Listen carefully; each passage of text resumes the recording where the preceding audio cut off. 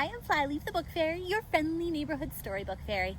Today we are going to read a book that I have loved since I was a wee little pixie. It is called Brother Eagle, Sister Sky. Now, the words of this book were not originally meant to be a picture book. They were said over 150 years ago by a Native American man called Chief Seattle. He was chief of, and I will try my very best to pronounce these correctly, Suquamish and Duwamish Native American.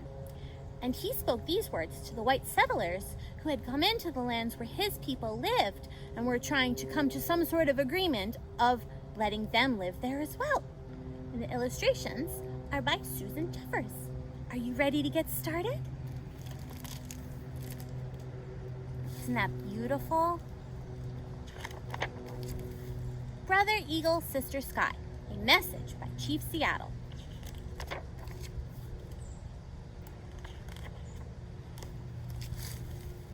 How can you buy the sky? Chief Seattle began. How can you own the wind and the rain?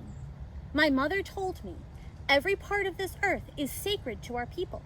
Every pine needle, every sandy shore, every mist in the dark woods, every meadow and humming insect, all are holy in the memory of our people. My father said to me, I know the sap that courses through the trees, as I know the blood that flows in my veins. We are part of the earth, and it is part of us. The perfumed flowers are our sisters. The bear, the deer, the great eagle, these are our brothers. The rocky crests, the meadows, the ponies all belong to the same family. The voice of my ancestors said to me, the shining water that moves in the streams and rivers is not simply water, but the blood of your grandfather's grandfather. Each ghostly reflection in the clear waters of the lakes tells of memories in the life of our people. The water's murmur is the voice of your great-great-grandmother. The rivers are our brothers. They quench our thirst, they carry our canoes and feed our children. You must give to the rivers the kindness you would give to any brother. The voice of my grandfather said to me, the air is precious. It shares its spirit with all the life it supports. The wind that gave me my first breath also received my last sigh. You must keep the land and air apart and sacred as a place where one can go to taste the wind that is sweetened by the meadow flowers.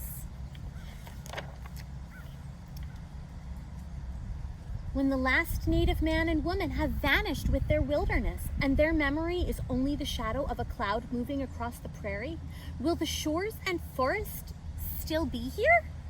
Will there be any of the spirit of my people left?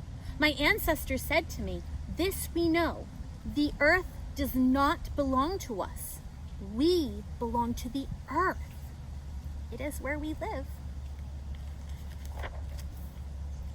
The voice of my grandmother said to me, teach your children what you have been taught. The earth is our mother. What befalls the earth befalls all the sons and daughters of the earth. That's us. Hear my voice and the voice of my ancestors, Chief Seattle said. The destiny of your people is a mystery to us. What will happen when the buffalo are all slaughtered? The wild horses tamed? What will happen when the secret corners of the forest are heavy with the scent of many men? When the view of the ripe hills is blotted by talking wires? Where will the thicket be? Gone. Where will the eagle be? Gone. And what will happen when we say goodbye to the swift pony and the hunt? It will be the end of living and the beginning of survival. This we know. All things are connected, like the blood that unites us. We did not weave the web of life. We are merely a strand in it. Whatever we do to the web, we do to ourselves. We love this earth as a newborn loves its mother's heartbeat. If we sell you our land, care for it as we have cared for it. Hold in your mind the memory of the land as it was when you receive it. Preserve the land and the air and the rivers for your children's children and love it as we have loved it. The end. I hope that you love the land that you live on as much as you love your own family members, because we all live here. So it's really important that we take care of it so that we can stay just as healthy as the land is. Thank you for coming to Storytime today, and I'll see you all another day for another story. Goodbye, friends!